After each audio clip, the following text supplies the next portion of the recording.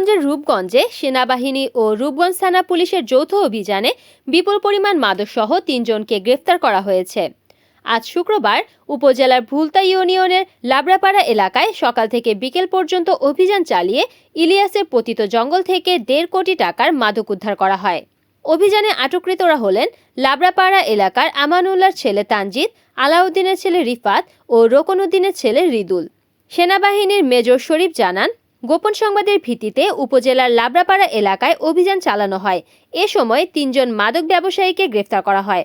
তাদের কাছ থেকে পাওয়া যায় ১৩৫ কেজি গাঁজা, ৯,৫০০ পিস ইয়াবা, ২৯০ বোতল ফেন্সিডিল সহ ১৩৩১ বোতল স্কাব উদ্ধার করা হয়।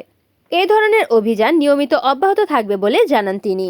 আমি মেজর শরীফ রূপগঞ্জ আর্মি ক্যাম্পে কোম্পানি কমান্ডার হিসেবে নিয়োজিত আছি। আজ ১৬ জানুয়ারি ২০২৬ তারিখ শুক্রবার সকাল ৯টা ৩০ ঘটিকায় রূপগঞ্জ আর্মি ক্যাম্পের একটি বিশেষ অভিযান পরিচালনা করা হয় নারায়ণগঞ্জের রূপগঞ্জ উপজেলার ভুলতা এলাকায়।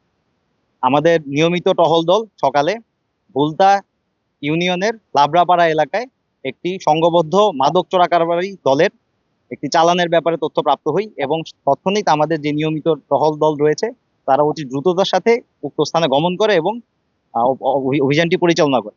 লাবড়াপাড়া এলাকার একটি পুকুর সংলগ্ন কয়েকটি বাড়ি এবং একাধিক জায়গা থেকে সর্বমোট ১৬০০ বোতল স্কাফ এবং ফেন্সিডিল, ৯,৫০০ পিস ইয়াবা এবং সর্বমোট ১০৮ কেজি গাঁজা সহ ৩ জন মাদক চোরাচালানকারীকে গ্রেফতার করা হয়। উদ্ধারকৃত মাদক দ্রব্যের সর্বমোট বর্তমান বাজার মূল্য প্রায় ১,৫০,০০,০০০ টাকা এবং পরবর্তীতে আটককৃত মাদক দ্রব্য এবং ৩ জন যাদেরকে গ্রেফতার করা হয়েছে তাদেরকে রূপগঞ্জ থানায় ইতিমধ্যে হস্তান্তর করা হয়েছে।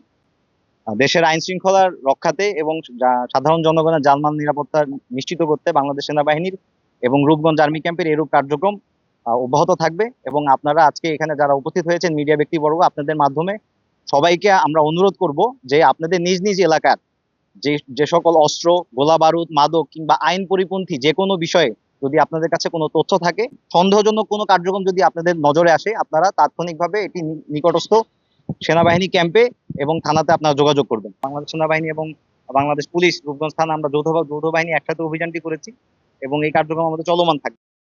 রিপোর্ট করেছেন গোলাম মোস্তফা সাগর, NNTV, নারায়ণগঞ্জ।